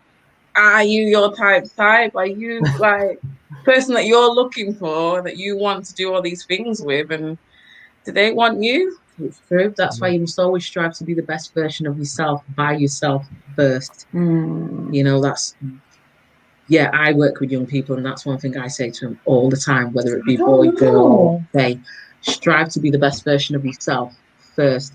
Now, you can be in a relationship whilst you're striving to be the best version of yourself, but ultimately, that's what it comes down to. It's about you first. Because when you're on your journey of being the best version of yourself, I feel like that's when you hold a certain level of accountability too.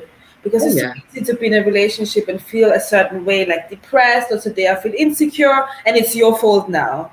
Oh, you must make it better. I'm not on my journey, and I'm not accountable. It's so easy to get in that thing. It's like, I'm feeling a certain way, it's your fault because I'm feeling like that.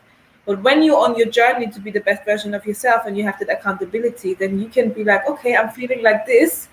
It's not your fault. I'm in the back. Like, you can detach, your relationship with the journey. And recognize it's nothing to do with the other person. It's nothing to do with them. Yeah. And sometimes you can say to them, like, well, what does that mean? But like, literally, it's nothing to do with that other person. It's about me detaching and looking at and saying, okay, what am I going to do to work on that, to then show up and be present, to be the best version of myself for you, and vice versa. It's true. And not to project it onto the other person. That's super important. Too easy.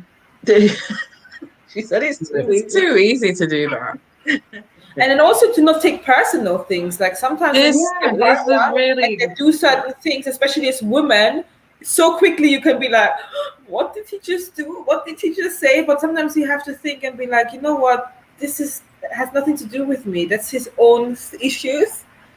It's a really important point, and something that is easier said than done, but it's a dramatic change. It's a game changer. It's a game changer if you can stop taking things personal to you. Especially for us women on certain days of the month. 100%. And as that could go on to say, do men actually think differently to women? Yeah. Yeah, definitely. Otis. I said no, I answered. I just said yeah, definitely. You're allowed. Next fan. You may speak. This man, he seems scared. There's not really much else to add to that. Yeah, we think differently. Break it down how you think differently, because we know you think differently. But I think differently. I think it's too general to say just men and women think differently. I think just individuals just think differently based on the information they've received. Like I don't think the same as all other men. So so yeah. I don't really know what more you want me to elaborate, but yeah, that's saying it. We think differently. That is. It's where the difference in the sense of, I know I don't like keeping things in my head. I just like to just know and try and understand. Although somebody says something, I might say, "What's that?" And then they'll say, "What do you mean? You should. What? You don't know?" And I'm like, "Just say it. Just say it. Just say it." Okay. And I found that difficult. Sometimes I just certain things that don't bother me may bother other people, and some things that I don't really just see as important, they see it as really, really important, and that's fine.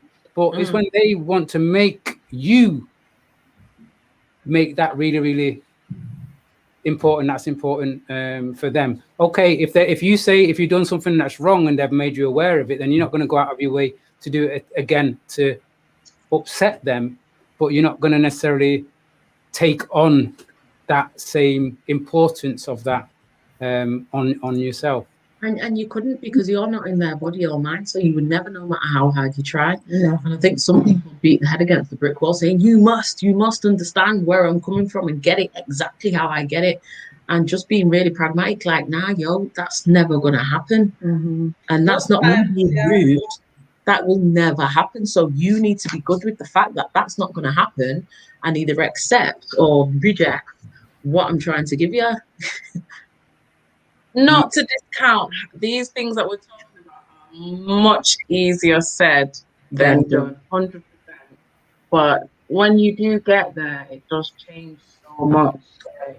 The whole idea of like searching for closure from other people and wanting them to give you that point where you can say, okay, it's done, or this is the reason it's happened.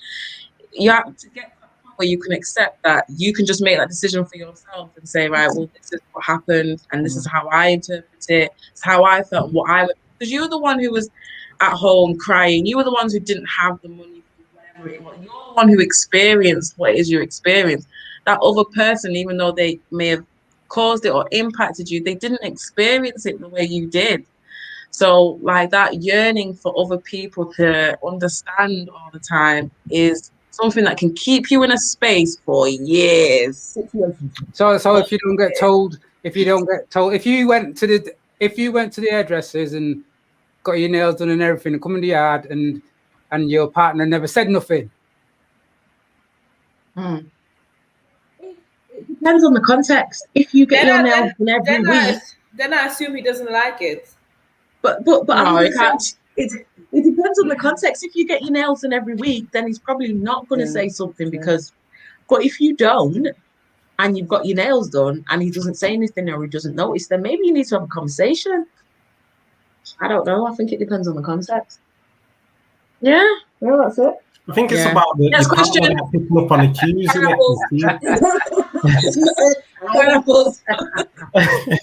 No, let me say, but I think it depends on.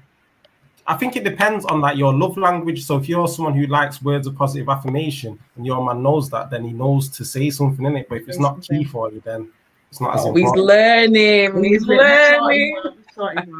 Does it matter if he means it? Does it matter if he means it? No. Yeah, I was about to say no. It matters if he's a good liar.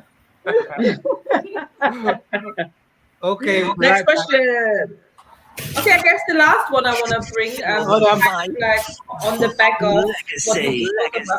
Are you in the process of planning a funeral? Do you have friends and family? What's happening? Okay, so we're on a break terrestrially, but we're still on live online. But we will take that last question when we come back. When we come back, time's just gone. We're going to literally have 10 minutes to go. We do have a winner for the game. 3 texts that came in. Sorry, Camilla, it wasn't you. Hoping this is the 3rd text. No, yeah, Butterfly Sue's couples need to sit down and communicate with each other. And play this game. Yes, make sure you put it up, Linda. Hold it up. Oh, yes. Late when we get back on air. Hold on. Yeah. And so I'll read the other 2 out. We've got also, anyway, I'll read them when I come back as well. So yeah. Were you just going to read a question, the next question there, Linda? Yes. Don't do it now, but just get ready and we'll do that. But obviously, wow. Let me just ask you, why Bob? Black-owned business. Okay. But unfortunately, I don't really promote many anymore. I used to do it all the time, and then that never used to get me followers. And then I just started posting this content, and then it kind of went up. I still do it on the stories and stuff, but unfortunately, something I need to get back into though, but it means actually black-owned business in the UK. Yes, that was the initial idea. And a lot Can of I say something though? Black-owned business doesn't have to be an actual business. It could be your business, my black-owned business. Do you see what I'm saying? Yeah, it could be like we talk about our business in our my business, in it. Yeah, not we your owning business, our business. Yeah, so you could change the context. Yes. Yes. That project's one of the new ventures. It's called Mob. So minding our black business, which will just obviously be black businesses, but also our own like culture. Mm-hmm. Okay, welcome back. You're on Tune to the Search Engine. This is Tap Talks Meet Search Engine, and we have been really talking and chatting, debating, reflecting this evening with Linda Badamusi and from Bob in UK. And you can go on the website and see that. You can also go on YouTube and see some of the videos on there. And aside from that, I also went on the Facebook page, Linda, and there's quite a few just short conversation videos with some quite hard-hitting topics that people are talking about. Very, very interesting. So please also visit there. We did say there was a competition to win the game for today, and we do have a winner, and it's number 273. And yeah, Spotify Sue would never change for anyone. No one can judge me, only God. And also, sorry, you came in just after that. Ethan, Johnny, Luke, and Connor listening in the car. What a big shout out to you. Thank you for listening.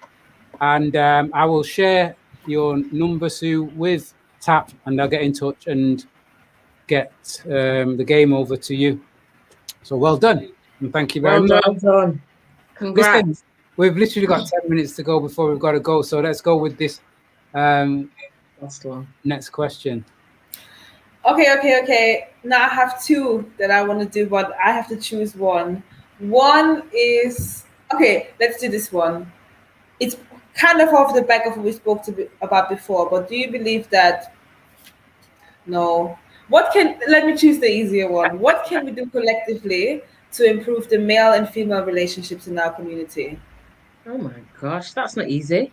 To improve, hold regular spaces for dialogue. That was one thing. Yeah. Angeli, what can we do regularly to, or collectively, to improve the male and female? Yeah. What can we do? Yeah, like what can we do collectively? Like what can we all do? Like, for example, Sarah Gabi was saying that we have to listen without ego, kind of thing. Yeah. So I just wanted to know the last part of the question, sorry. What can we do collectively to improve the male and female relationships in our community? Okay. Anthony, have you answered anything tonight? But I've gave my opinion. I think it's about being together and doing things together and being of an example. So if you're with your children, the children actually see the way you're treating women in the community and how men and women can work together, and to be even conversations like this to be taking place on a regular basis. And I know we do have quite a lot of groups. You know, there is a lot of male groups. I was even thinking today whether society is breaking things up or breaking it down in a way, because it seems like everything just gets bitted off into smaller and smaller things that actually become more contentious rather than things that are actually bringing people together. So I just think more community get-togethers that's going on, that actually talks about the positivity around relationships, where there's safe spaces for women to have conversations with women, and the same thing for men. But again, it's about how we then pass that care, that love, that compassion, that understanding, that self-love on to the next generation. So you treat those how you want to you want to be treated. And I go right back to Meatta from the beginning when she was talking about on that spiritual level, because it's I think it's very important, even though there's very much different understanding to what people see as spirituality, and that level of detachment, but also you're still involved, is important. That's my answer, if it's an answer. My answer. I would say that we need to first of all see each other as humans, see each other as male and female, or woman and man, but also understand what it means to relate and what a relationship is, and then go on to having the conversations in the safe spaces and talking to each other without ego. Because I think you can talk and talk and talk, but if you don't understand the fundamentals of what you're talking about, then it's just fresh air, really. And I think there's a lot of us within our community, me included, I'm holding my hands up because we're all accountable, that don't really understand what it means to have a relationship, be in a relationship, hold a relationship, nurture, cherish. You see what I'm saying? Commit to a relationship. So for me, I think to truly be a man, to truly be a woman. Exactly. We need to understand what the basic tenets are first, and then we can start to have those conversations, or else we're trying to run before we can walk, and then we will always trip up, won't we? Yeah, and we will trip up with the next generation, because I really do believe that you can change all of these issues, particularly like relationship issues, in a generation. And it's going to be parents understanding these things that we're talking about, even though we weren't necessarily taught them ourselves. But like, take your what's the word? What's the word? Is it pride? Just that. No, not pride. How you feel because you've been through it, that you want someone else to go through it because you've had to. What's the word for that? Because you've had to go through it. You don't want somebody else to go through it. No, you almost like want the other your next generation because you had to. It's not validation. You're dropping out a bit, mate. I'll move a bit over to thing. Yeah. Oh. Yeah, go on. That's fine. Well, yeah, but basically, like, just because as mothers, I'm going to speak from women, just because you've had to go through like tumultuous relationships and painful situations doesn't mean that you don't pass the positive example onto your children on how they can avoid those situations. Because I do know a lot of women my age who have had parents who've been through certain things, and it's like the parents want their children to experience some of the pain that they've gone through to almost justify and validate the decisions that they made. Does that make sense? It's like bitterness, that kind of like have to let go of that and have these conversations with our kids. And it's sometimes also, I feel like, the case where people are like, obviously, because usually your children will go through similar things as you, because it's about breaking the cycle. So when you see your child going through the similar things, because your child is very similar to you, and you and the relationship you had with your partner, that's just how it goes. If you want to, not most times that your children are going to repeat that. And instead of sometimes I think some parents instead of because they don't know any better, instead of helping them break the cycle, they'll be like, well, I went through it, so it's normal. Just keep on going like I did. Take my advice and go run with it, rather than actually having the spiritual and emotional maturity and knowledge to be like, no, this is what I went through.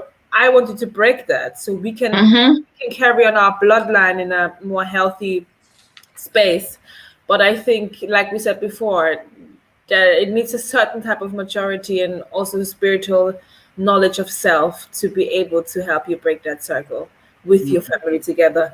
Yeah, because you got to also remember what we're talking about, in a way, what we're up against in the sense of the system and how it works. Because most of the people that are part of this system, when you look at the places where they're educated, are raised to be without emotion. Yeah. When you get in your child at the age of 3 and 4 and sending them off to boarding school until they're 18, you're teaching them to be detached. Yeah. And it's those types of detached people that generally tend to go on to be in the leading positions of how to run communities, or run countries. So when they see certain things taking place, they're not in touch with that. They're seeing oh, well, you know, it's worth losing that to gain this. Yeah. To gain that. Wow, that's interesting. I never thought of it like that with the boarding schools. I had a discussion about boarding schools the other day. Very interesting. Got a couple of texts here. Let me just get with this big shout. I did that one, didn't I? Another one. Shout out to Keith, Fulton, John C, Biz, and little Luke and Big Chopper. Also 626. Big Chopper, you know. 626 says we don't know how to, as we never saw our parents together, as they were always working. Yes. This has been so much fun. Like, how quick has it gone tonight? Phenomenally quick. We only got to 3. Yeah, I mean, obviously we haven't got anything specific, but we know that T.A.P project and Bob in the UK are definitely going to work together in the future. What did I say? Bob in the. Bob in the UK. Bob in the UK. You get a point. You get a point, Otis. Bob in the UK. What did I say? No, Bob in the UK. We'll be working together in the future because our values align so much, and particularly with like the community pillar that we have at T.A.P. And like we said, holding space for these types of conversations. So we're really excited about this new relationship that we're developing. Love, Linda. Thank you so much for attending. And then everybody, just want to do a quick shout out for the game. If you do want to get it and play with your friends and your family and your, you know, the people you date, potential spouses, or even strangers, you can get it on www.bobinuk.com. Amen. Have you thought about making it as an app as well? Yeah, I have actually. Yeah, I was talking about it the other day. So maybe I will. Right now, I'm just trying to juggle with the stuff I do right now. But yeah, I have actually an idea. If anybody, if you an app developer, yeah, I've got an app developer. Otis will sort you out. Okay, yeah. Yes. You got my email address, I think. Yeah, and my number. Yeah. Okay, well, we'll talk. Excellent. All right then, guys. Well, something's just come in. On the question on male-female relationships, create space for realistic body image of both, especially the younger generation. Wow. Okay. Yeah. Good. Thanks for that. Hey, you were in first. Have you announced the winner, Anthony? Yeah, Sue. I'll have to send you the number, and then you can get in touch. And I want Big Chopper to get up there. Okie dokie, guys. Yeah, I don't know. Any last words? It's been amazing. Thank you so much, Linda, for taking the time and speaking to us this evening. No, thank you for having me. Yeah, no, seriously. Not only do our organization values kind of align, your spirit really resonates with what we're trying to achieve with T.A.P. And yeah, I hope this is the start of something really, really long lasting. Yes, Watch your face, Manchester. We there. Yeah. Okay, guys. And what about yourselves? Anything that people need to be aware of that you're doing? Yeah, so this Sunday, the Windrush show that we're doing with yourself, Anthony. So it's going to be on the T.A.P page and SEUK Global YouTube channel from 1 p.m. So lock in. We're going to be working in partnership with Windrush Defenders Legal CIC and obviously Anthony's organization, SEUK Global. So yeah, lock into that show. We're going to be discussing the Windrush scandal, if you're eligible to put in a compensation claim and how to go about it. So yeah, lock in. Brilliant. Okay, I'll say thank you again. Always a pleasure with this show. I think I know we kind of like hit it like the last 15 minutes of the other show, so it's been amazing to do it like this, and it just shows how much more. Because I think we only really got through 1 question when we did it, didn't we? And that, so wow. Linda, thank you very much. Oh, thank you for having me. Linda. Look forward to meeting you again. All right then, guys, you take care. Take care. Bye. See you. Bye. Okay, and that's it for this week. It's I haven't got anything that I can tell you about what's going on next week. So you take care, and yeah, see you soon. Bye.